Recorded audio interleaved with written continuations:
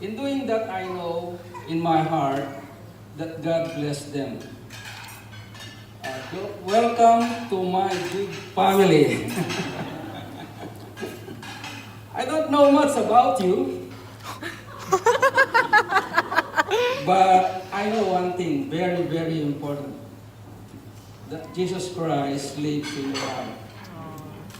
That's more than enough for me. Because when the Lord of Lords and the Kings of Kings live in your heart, you live in this world as it is in heaven. As it was written in Matthew 6:10, Thy kingdom come, Thy will be done on earth as it is in heaven. Thank you for your love and care to my daughters, Aya. You are now my son. And now, the word of wisdom. Wisdom is very important to our life because in John 10:10, Jesus Christ said, the devil come to steal, kill, and to destroy. Jesus said, I am come to give life and have it abundantly. The devil wants to steal, kill, and destroy our happiness, our dream, our future, our family, our life. And the smallest unit of society, which is the family, is the number one target of the devil to destroy. Jesus Christ has a passage how to gain wisdom, to deal with any circumstances of life.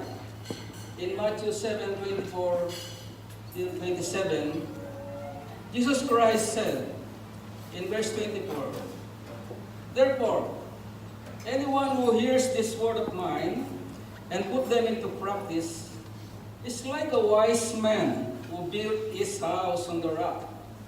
And the verse 25, the rain came down, the stream rose, and the wind blew, and beat against the house, yet it did not fall, because it had its foundation on the rock. On the verse 26, it says, everyone who hears these words of mine and does not put them into practice is like a foolish man who built his house on the sand. The rain came down, the stream rose, and the wind blew, and beat against that house, and it fell with a great crash. So, hearing and obeying the word of Jesus Christ is a decision of a wise man with a strong foundation that never destroys. Here are the words of God, how Mary is founded in the rock that never destroy. In Ephesians 5:21, 22, and 25, actually read this on the ceremony, the last one, but I have to complete. I have to read on verse 21 on Ephesians 5:21 first. On verse 21 says, submit to one another out of reverence for Christ. This talking on the marriage for husband and wife. And the verse 22 says, wives, submit yourself to your own husband as you do to the Lord. On the 25, Kate already read this on the ceremony. I have to repeat it. Husband, love your wives just as Christ loved the church and gave himself up for her. On these verses, God talking relationship in this passage. Our God is our God, He is our Savior, He is our bridegroom as a church. He is our friend. Our God, He chose to sacrifice Himself to maintain our relationship to Him because God loves us. Obeying this word of God for marriage, husband and wife, is the foundation that devil cannot destroy. God bless you, and I'm excited to see my plenty grandchildren. Thank you. Looks like that, you or me.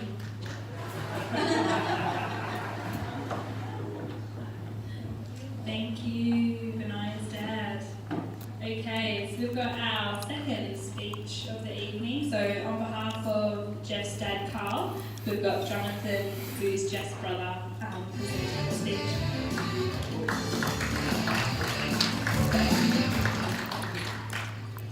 Thanks for the musical introduction. Yeah, it's Jonathan, not Jeff, just in case you close your eyes and you're mistaken, but you think that actually it is Jeff giving his own speech up here. My daughter was very confused when she met Jeff for the first time at the airport the other day because it sounded like Daddy, but it didn't look like Daddy. So yeah, on behalf of our dad, I'm going to just share a few words for Jeff and for Benia. So just chatting to that over the last few days. There were a few kind of stories and memories that he had that came to mind. The very first memory that he had looking back from when Jeff was first born, and Peter and I were both there when he literally was delivered in the hospital ward, which back then in the UK was very, very unusual. And it caused something of a stir and made its way into some local Christian press. So even from his very first day, he was making headlines, maybe for the wrong reasons, maybe for the right reasons.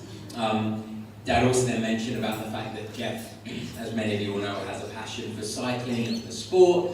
And back in the UK, he worked for a shop called Sigma Sport, who sold ridiculously overpriced bikes. But some of their clients in London were fairly rich, famous people, including some England cricketers, one of whom was Matt Pryor, who shortly after buying a bike from Jeff was going to come over to Australia for the Ashes tour. So after buying the bike from Jeff, brought the bike over, and we lost the Ashes 5-0.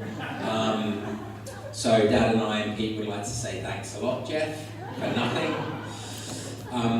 But very seriously, Dad shared some of his fondest memories with time with Jeffrey down through the years. They used to go and camp down in a place called the New Forest, which is on the south coast of the UK, and they would spend time fishing, swimming in the sea, camping, just doing good fatherly son stuff together. And Dad had real fond memories of that time, looking back, and really enjoys knowing that they had that time together. And certainly as a brother, I'll just throw a couple of things in as well. Jeff has an incredible servant heart. He has a wonderful gift of service, and when he used to travel with me when I used to race triathlons for a living, and as I mentioned, he worked in a big triathlon workshop back in London, and we went to one event, the World Champs in Florida, and Jeff was on holiday but there to kind of support me, and he still found himself being approached by a bunch of people who knew him from London and were asking him to fix their bikes. And whilst Jeff is on holiday, he was off kind of running around trying to find new wheels for people and fix things. And he just has a wonderful servant heart. So it's been a real blessing to me, to our family, and I'm sure to many of you and Benia. I know that for years and years and years to come, that servant heart will be continued to be poured out for you as well, which is it's going to be a real blessing to lots of people around. So I wanted to share a couple of things very quickly from Malachi chapter 2 as well, just as a kind of encouragement for you particularly, Jeff, but for the two of you with regards to marriage. And 2 points that he pulled out of Malachi 2 was, first of all, companionship. Jeffrey, remember that Benia becomes your companion through covenant. And this is recognized by law and under oath, but this is a commitment and promise that you're making to one another. And you're doing this publicly, but you're not just a friend, you're a companion. So be more than just a friend, be one another's companions. This goes way deeper than that.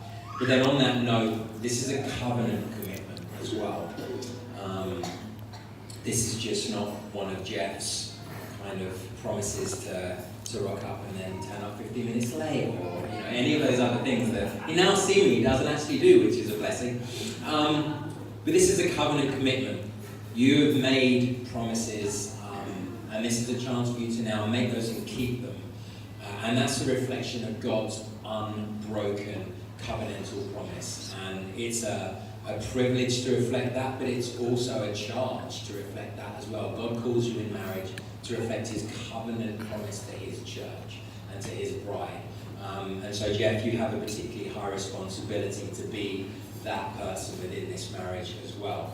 And to shepherd and look after Benaiah with that covenantal commitment that just won't be broken no matter what. So work at that huge commitment. Delight and take great pleasure in that work as well. This is a joy and a privilege. It's a hard work, but it's a wonderful work, and it's an opportunity to behold God's glory and to reflect God's glory to your wife, to your family, and to the people around you as well. So in summary, Dad wanted to say he loves you dearly, Jeff. He's going to miss you tremendously as you build your home and your family on the other side of the world. But his hope and prayer for you both is that your marriage will be a deep, strong, and faithful one with Christ at its very heart. And that's all Dad had to say. He's a man of few words, so I won't add any more to them, much as I would love to as a big brother. But, you know, I'll save some of those stories for the bar later on, maybe. Thank you. Okay, I'm making eyes, but is the dessert ready to go? Yes, no? Yes, ready to go. Okay, so you guys can make your way over to the dessert station. And we'll be back soon to announce the winners of the quiz.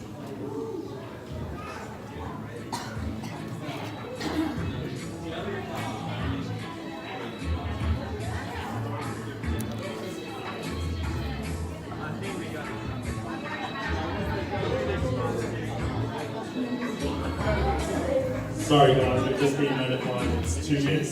I take it. Sorry.